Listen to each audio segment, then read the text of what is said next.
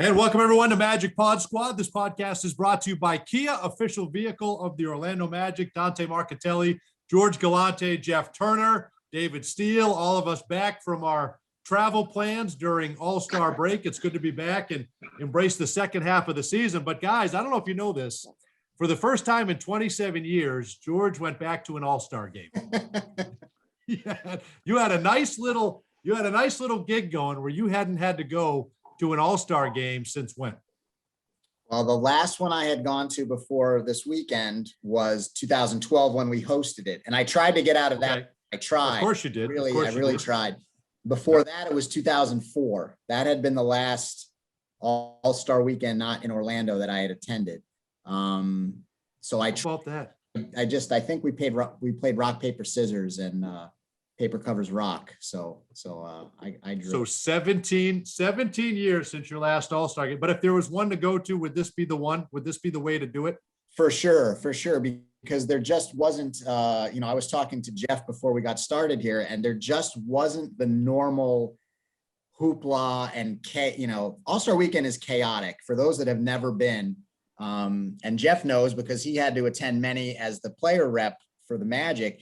It's just 3 days of nonstop chaos is the best way to describe it. There's parties and events and meetings and media circuits. And then there's All-Star Saturday night, which goes into All-Star Sunday. And then, by the time you leave the weekend, you realize as somebody that works for the team, you realize that 99% of the organization has not done anything for 5 days, right? Like their phones haven't rung, there's no emails, there's nothing happening for 5 days. You guys, everybody else that's back home can shut it down. And you come back from an All-Star weekend as the PR guy and you're exhausted. Like you need a break from the quote unquote break.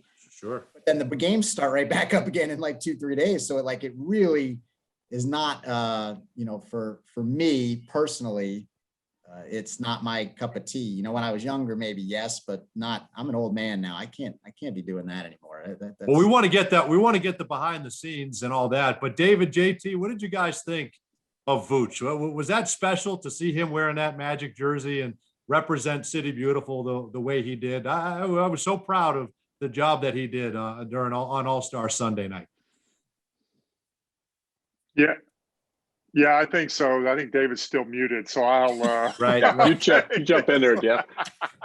He's been muted since March 2nd. Whenever we took Actually, this break. Since March 10th of last year, March I think 10th. That's right. March 10th. That's right. I think I was really so happy for Vooch. You could tell there's a little bit more of a comfort level, right, George? You were around him. He looked more relaxed, like.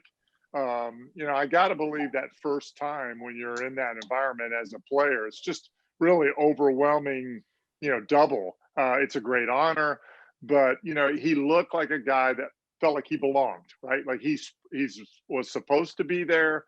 And he looked like he really enjoyed it from that standpoint to me, David. I don't know what you thought, but I think that was the most fun for me. It was fun. It looked like it was fun for Vooch.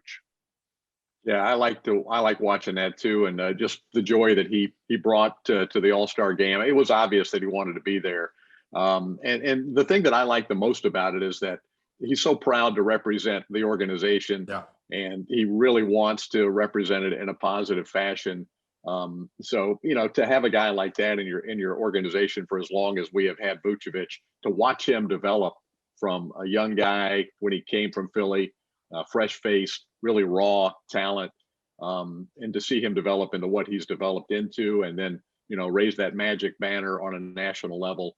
I thought it was really cool. Really enjoyed watching him, and the skill. He beat Chris Paul in the skills contest. Yeah, so right. that was pretty amazing. He's got that. Nobody could ever take that away from him. Can't take that from him.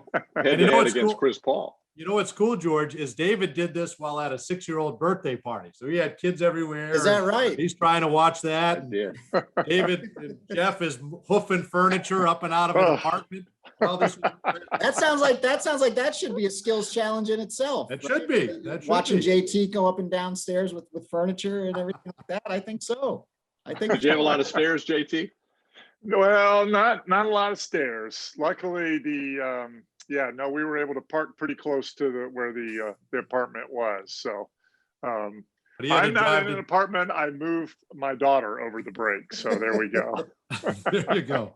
But that was fun. And then, so you guys, everybody was dealing with something. We were all on vacation, but I found a way to watch, right? And you get to see he wins the first round, then he beats Chris Paul, and then it goes right down against Sabonis. And I know he was kicking himself to kind of take us through after, because I got to think he got a couple of looks. If he gets one of those threes to go, he wins the thing.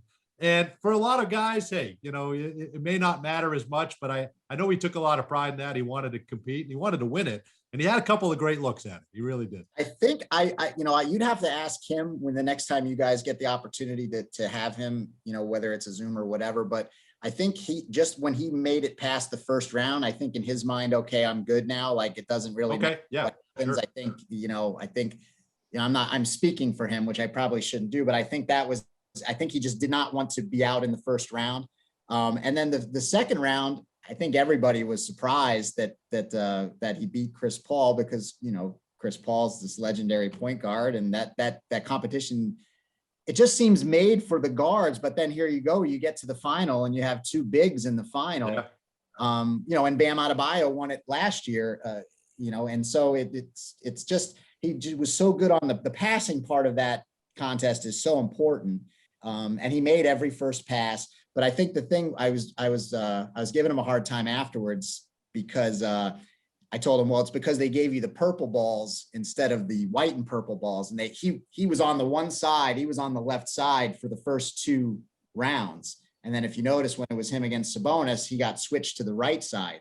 Now, I don't know if that makes a difference or not, because they both ended up missing. It looked like they were trying to knock each other's ball out. Yeah, it did. Right.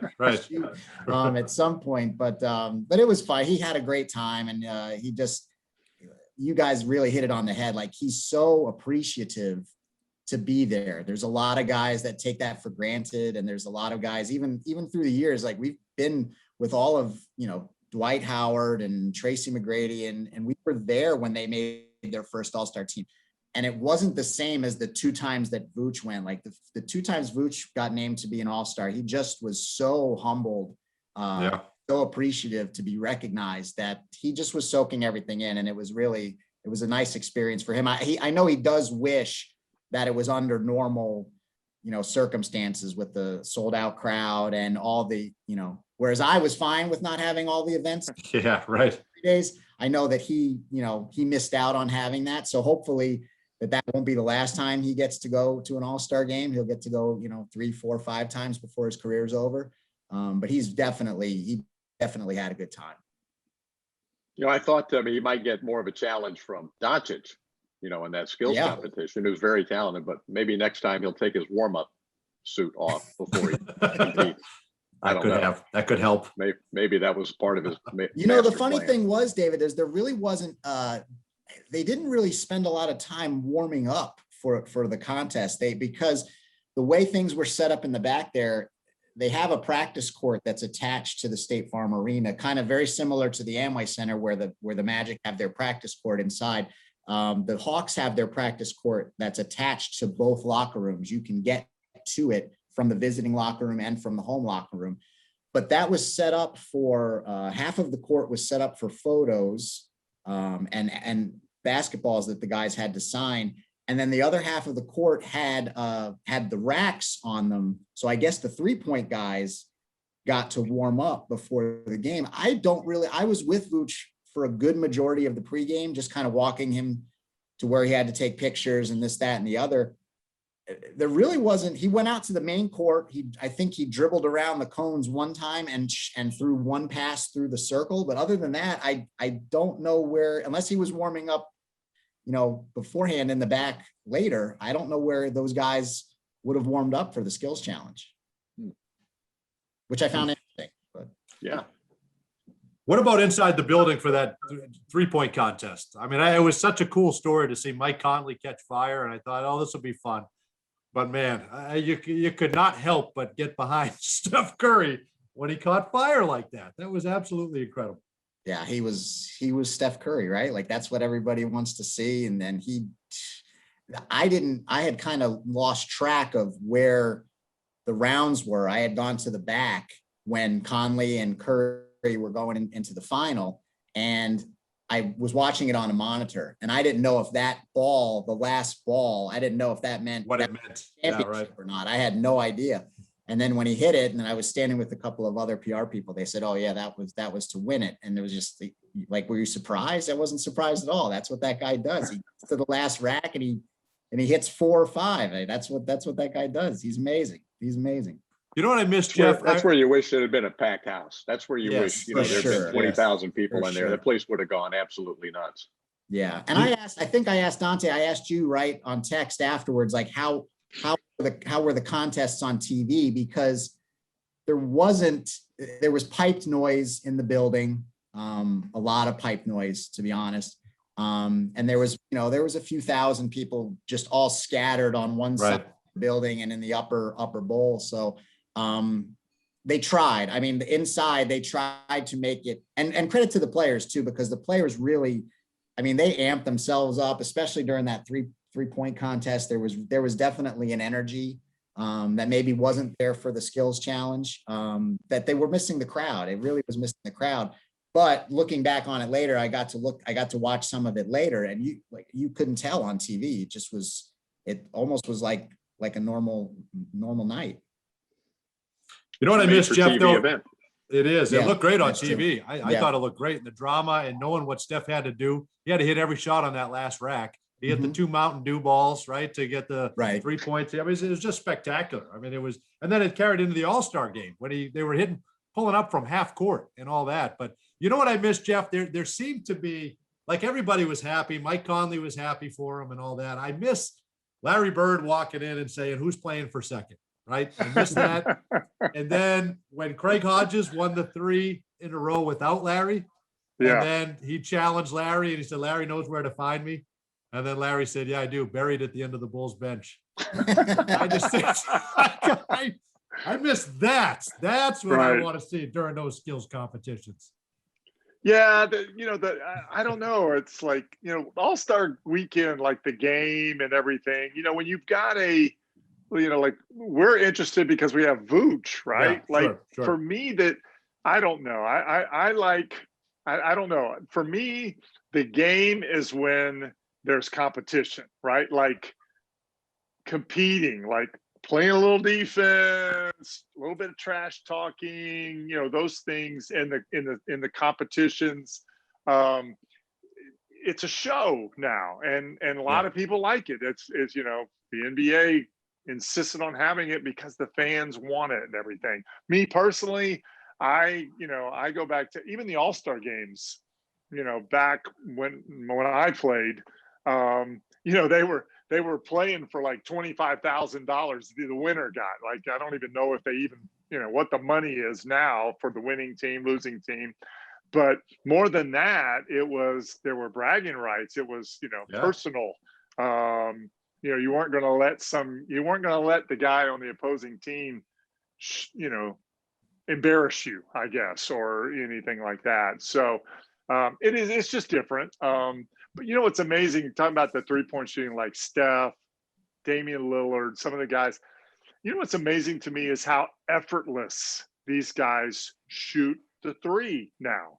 It is really incredible. I mean, as somebody who, did a little bit of that towards the end of my career, that's the 3-point shot is a long shot. It requires a lot of energy, those guys just make it.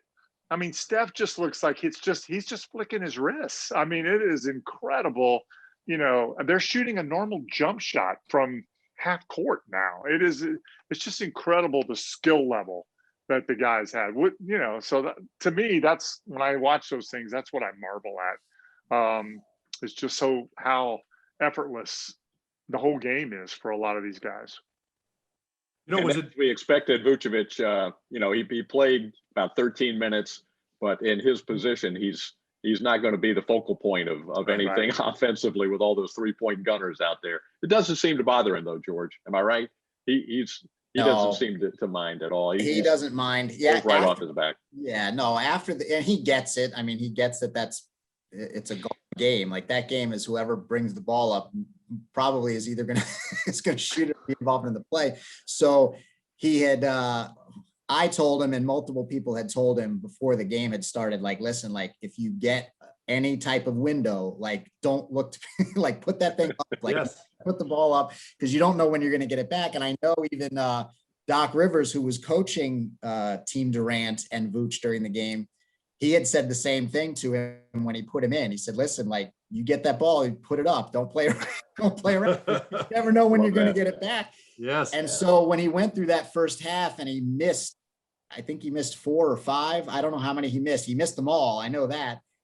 So he was really, I think he was getting a little antsy coming out of halftime, that like, I can't be the only guy to put up a goose egg here. These other guys are bombing from half court. So no, he doesn't, you know, he knows how it goes, and he knows what his role is in the All-Star game. So that didn't bother him at all. Can I just say this, as for those of us that are, you know, we're Magic fans and we follow this team, 13 minutes was plenty. Yes, that's right. Like, That's right. So 10 would have been okay. 10 would have been okay.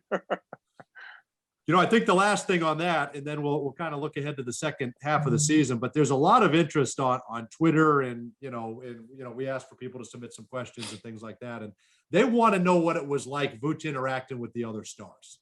And I think they want to know from like a recruiting standpoint, which we probably can't get into that, but Vuce is well liked. I mean, and around the league, and it's, you know, obviously the international guys know him pretty well and they have a history, but I would imagine all the downtime, and Vuce was interacting quite a bit with all the other stars out there.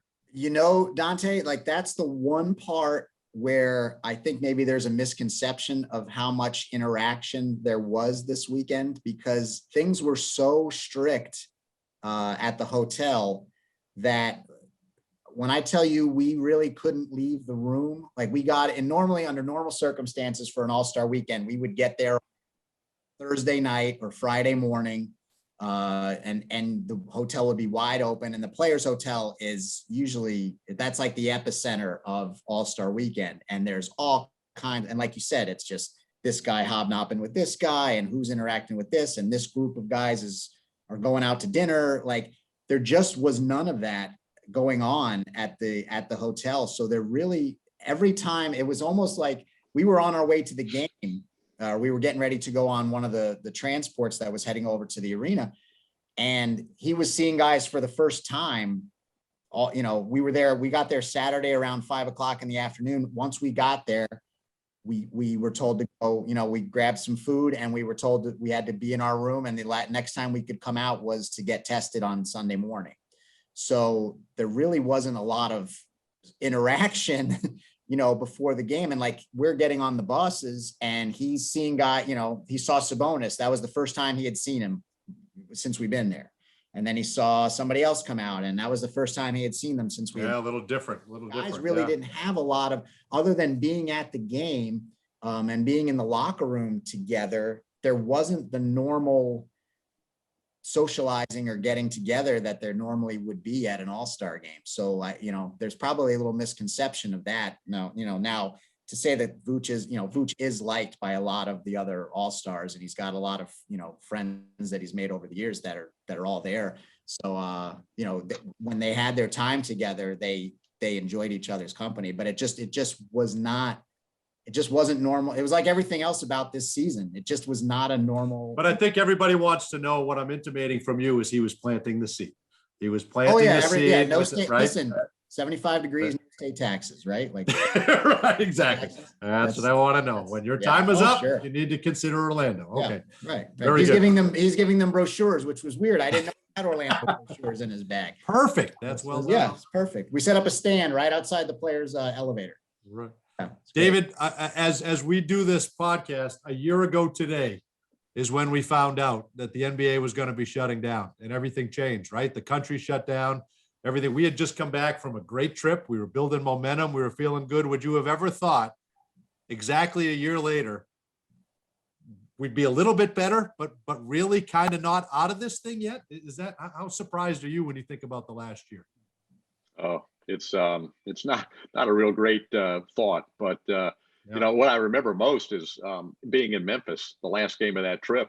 And I was with, I think the four of us were together, and Yep. maybe just the four of us coming Yep. back from lunch. I think George got a call about, we went to our barbecue spot there on Beale Street.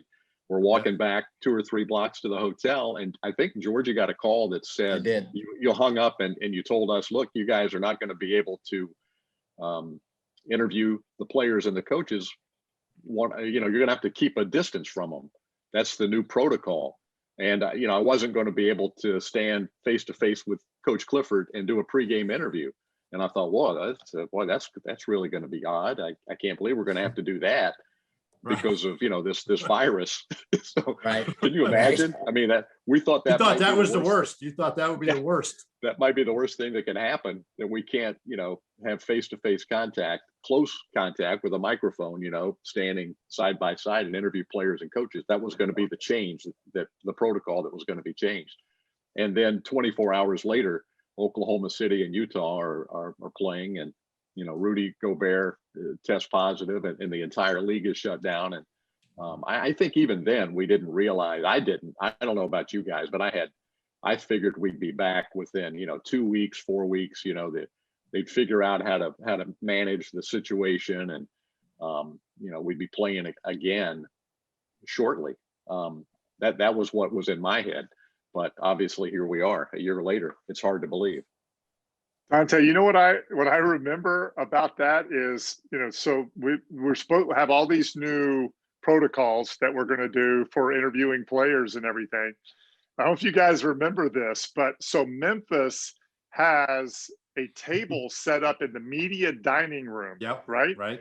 And so all of the media, the people that work, everybody's in there. And they've got their food, and there are tables, and there must have been like 50 people in that little room, and they bring a player out who's got plenty of room, and the rest of us are like shoulder to shoulder in there asking questions.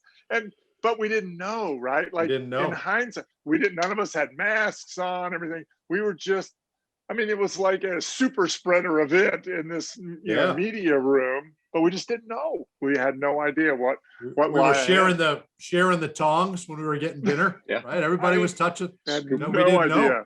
Yeah. But you're right. It was with the same spoon. And there was a feeling, okay, we'll get through this, but certainly, maybe even the rest of the year might be in jeopardy, but never to this extent. And I think it's remarkable. And George, because you watch how these guys call the game without being there. For example, all these road games, and you guys are watching it off a monitor, and it's not a big monitor. You guys don't really have a big monitor, which you probably should have to be able to see it. But to be able to do it, have you gotten more comfortable with that, or there's still no substitute for being at the game? Yeah, I've gotten more comfortable with it. I know, Jeff, we talk about it all the time. We've gotten more comfortable with it. We don't like it, but it's not optimal. It's so inferior to being in the arena, all the little things that we've talked about it before, all the things you pick up that you can't see watching it off a monitor. But, we're hanging in there. We're doing what we need to do. And, it's better than the alternative, right? Certainly. We kept the game going, and broadcasters are doing it everywhere. A lot of, you watch a game on ESPN or Fox, and you see broadcasters that are in their homes. They're in their living rooms or their basements. That would be kind of strange too. And they're not sitting next to the individual that they're working with. They're in two different locations. I think that would be even more of a challenge, because at least JT and I are, we're sitting next to each other, socially distanced, but we can still make eye contact, and there's a chemistry there that we can continue, even though we're not in the arena. But it's, we look forward to getting back to more normal broadcasts. And I think that probably is going to happen from everything we're hearing, that broadcasters will, when this thing finally settles down to the degree where we're back traveling again with the team, that, we'll have things kind of back to normal from a broadcast standpoint, which would be good. Right, JT? We're ready for that. Yeah, no, we're ready for that. It's interesting. I feel I can tell a difference. I think we're better when we can see the game live, and see the benches, just see the interaction. But I have people that tell me, it sounds the same. But, right. We can tell the difference. I guess that's a good thing if people think it sounds the same. I really don't know how difficult it would be, because we haven't had to do this, thank goodness, is that, if David and I were in two different locations, because I really, and people will say, what they like about, if people do like the broadcast, it's that it's almost like we're like, with Dante, it's like we're three guys that are just sitting in the same room watching a game, talking about it, right? Correct. Like we could be just sitting, on our couch, just talking about a game we're watching. That wouldn't be possible, I think, if we were, just kind of trying to anticipate when's the right time to come in, interrupt each other and everything. And I think you see that on some of the national broadcasts where they step on each other a little more. I think it shows two things. I think it shows the great job you're doing, and also how little attention to detail people are paying. You know what I mean? So I think no, I'm kidding. All right, George, second half of the season, you're with the guys. We can't get within 2 miles of them. So Right. what is the mood of everybody? How are they holding on, and how are they preparing for this second half? I know injuries have decimated us, but what's the mood of everybody right now? Well, I think everybody's ready to get started. I think the schedule is not doing us any favors. The schedule is what it is always, right? Everybody has to play the same number of games. But if you look at our schedule, it is quite the gauntlet, even getting just right back started with these first like 10 or 15 games. We play some really tough opponents. A lot of road games will be coming up as well.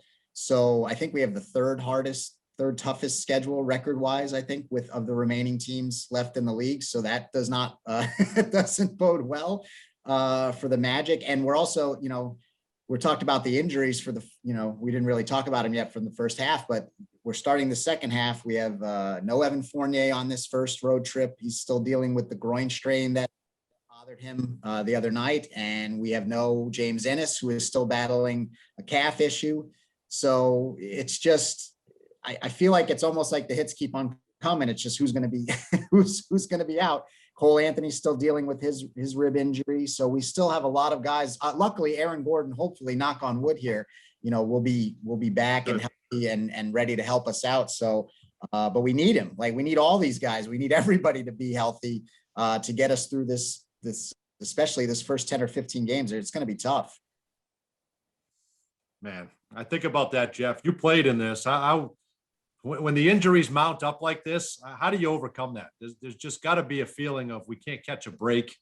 We got to get guys back. I just don't know. I mean, these guys have done an unbelievable job. To think of how hard they fought, and they, 13-23, the record isn't great, but that could have easily been 7-8 wins, had they not put in the commitment that they did to get to this point. But at some point, you got to be wondering what the hell can happen next. Jeez.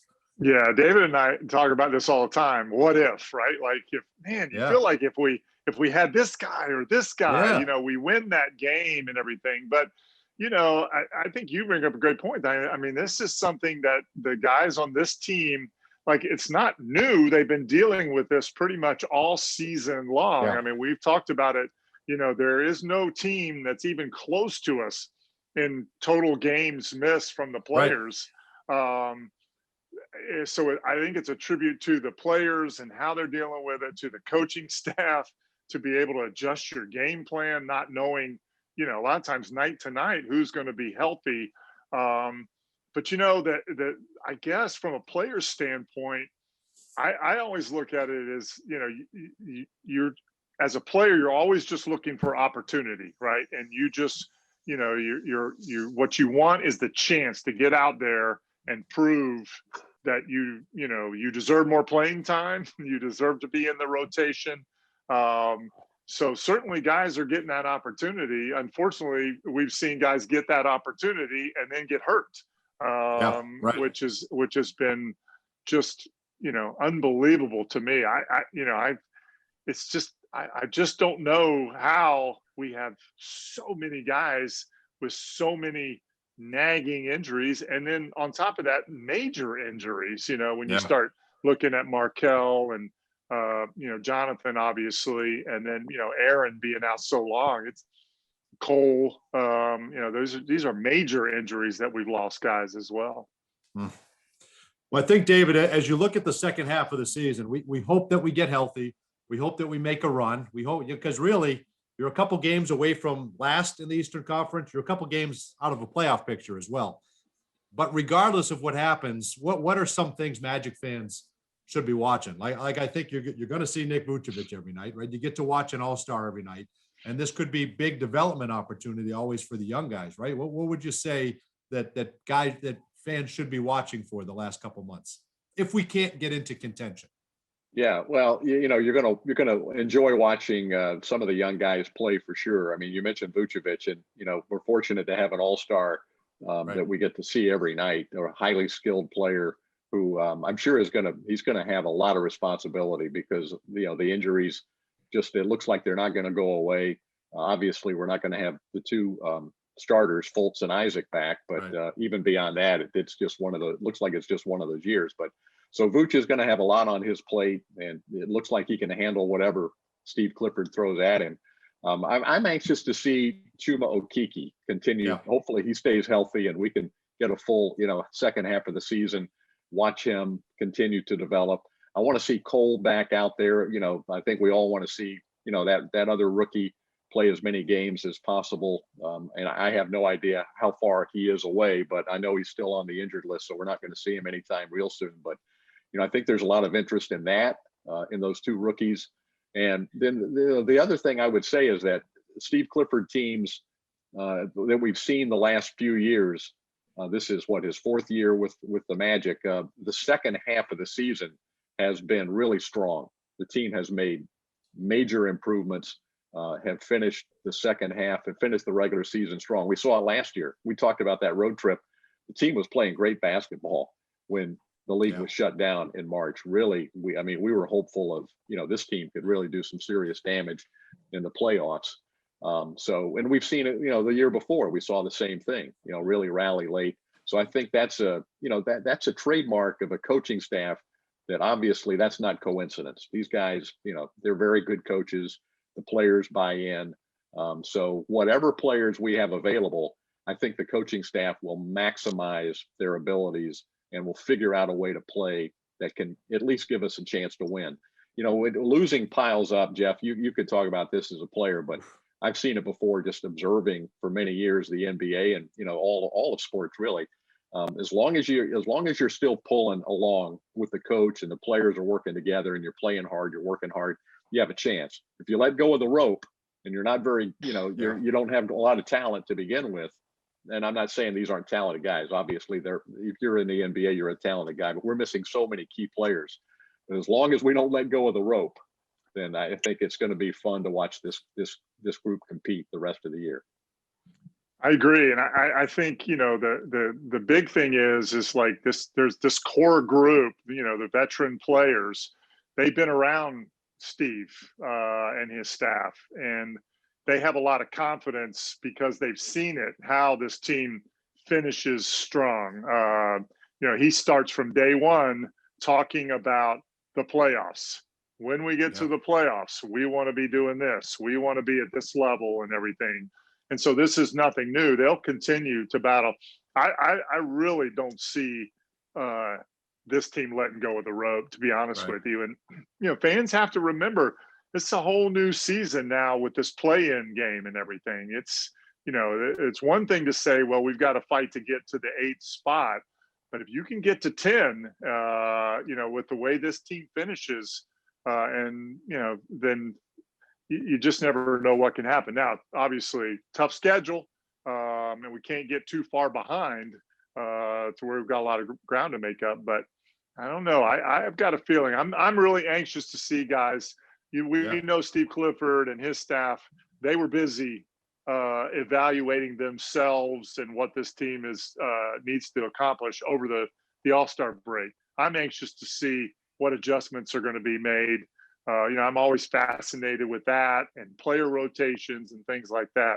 They've got something cooked up, and it'll be fun to watch that. Jeff, real quick before we go to the last thing, there's so much fan obsession with Mo Bamba, right? People want to see. I know fans love him. He's a high draft pick, and he's done some good things when he's gotten an opportunity. Sometimes it hasn't panned out. Sometimes he has had an impact. What does he need to do? What does this? I would imagine this is a big second half of the season for him. What should his mindset be here these last 2-3 months? I think, Dante, for Mo, it's just like, you can't worry about, in and out of the lineup and everything. You have to focus on the things you can control, right? And so anytime he's on the floor, there is no getting tired. You just can't be in that situation. It's, when I came into the league, there was a thing, like in college when you were the star, if you got a little winded, like you just kind of held up your finger, right. Things like that. You let the coach know. It's like, I need a break. I need a minute and everything. And a veteran player said, in the NBA, that's out the window, man. You don't get tired, right? Like you don't take yourself out of a game. You don't show them that you're tired. You don't hang on your shorts at the free throw line. No matter how tired you get. And that's a mentality, right? Like I'm going to maximize that. And then the other thing for Mo is everything that has to be done, the communication part, right? That's a hard thing, especially for young players. But that's something you can control. Like, I know that's big for Steve. Like, calling out the screens. If you're the, if you're the 5-man in our defense, right? And with the way 5s are setting screens, Mo's got to be vocal, right? He's got to let people know where you're forcing your defender, helping his teammates out. Those are just things that are expected. And it's hard if you're not a vocal person, but you've got to get past that. You've got to do those things and let the staff, the coaching staff know that, hey, I'm all in on what we're doing.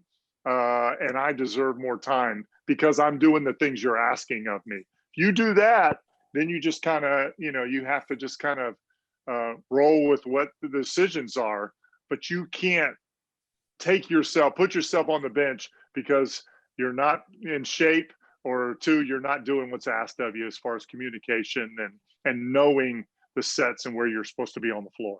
I think that's great insight, and hopefully he can, hopefully that happens because everybody's rooting for the guy. Everybody wants him to succeed, and he's got a couple of big months here where that can happen. And I know certainly on all the young guys. David, you laid it out too. And Dante, let me just say this to the fans that are listening, right?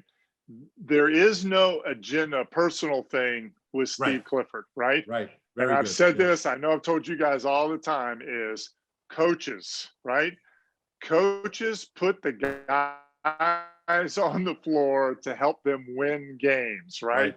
Because that's what it's all about. If you're doing your job and everything, there's never anything personal. It's always about the best people on the floor to help me win. So that's, that becomes each player's responsibility.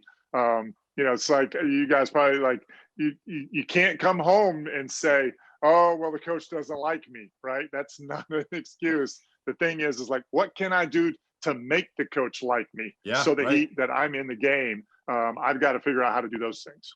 Yeah, no, you're right. That's make it hard for the coach to take you out, and that's and those kind of things.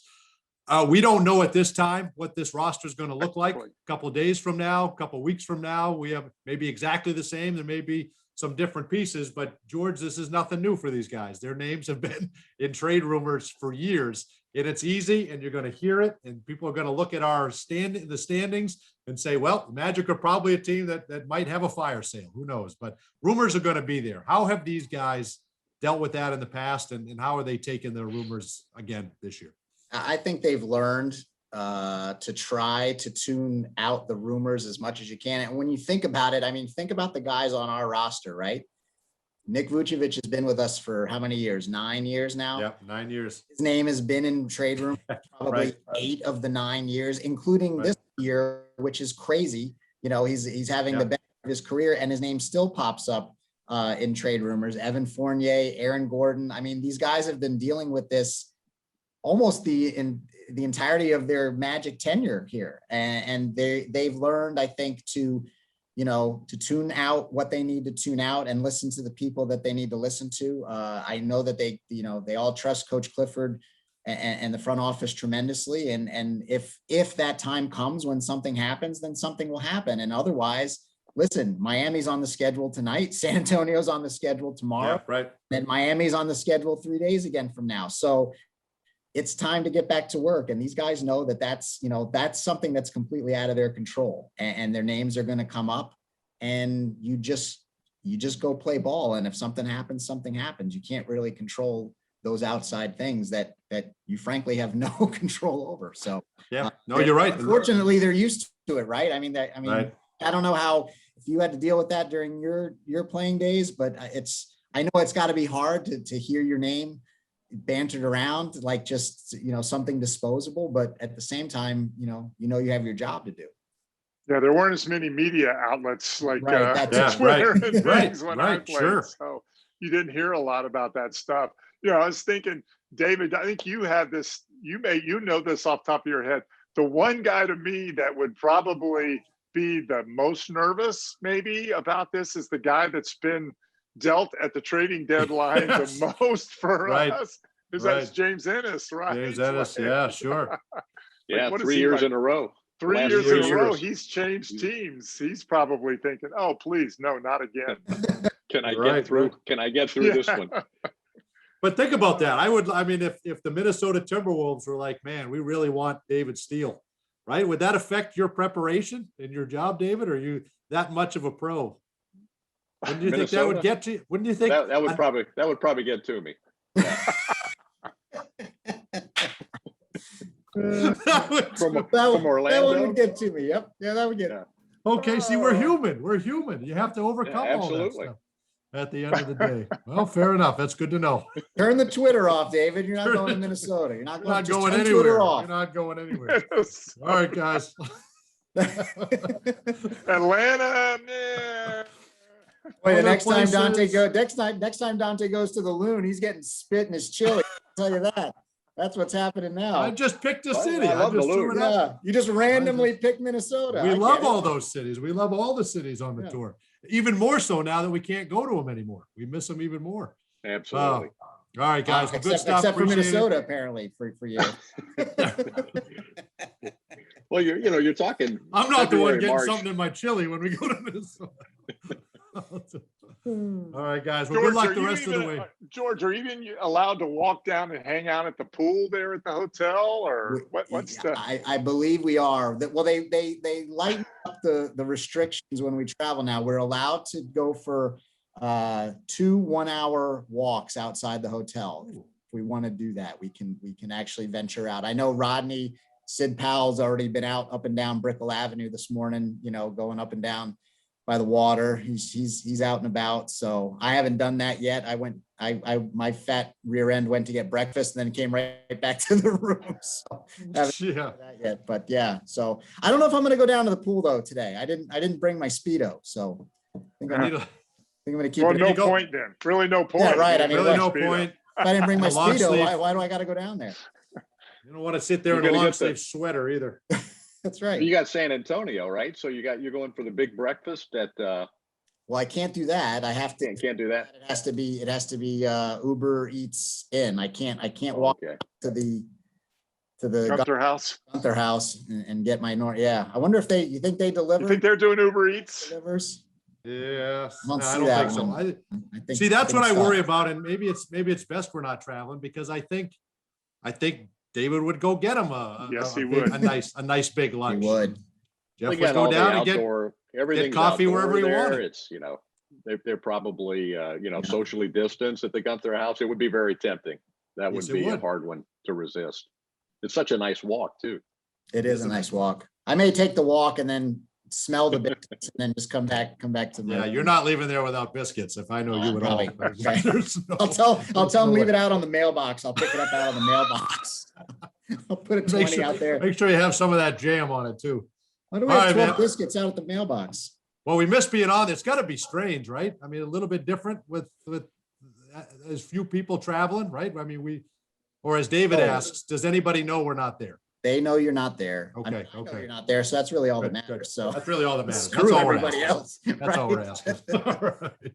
All right, guys. Yeah, Well, no, good it's stuff. still- Good, it's so weird. good luck. Good luck the rest of the way. Let's make this interesting. Regardless, we're going to have some fun, and the broadcast will be great on Fox Sports Florida, and we'll look forward to a fun second half. All right, guys. This podcast brought to you by Kia, official vehicle of the Orlando Magic.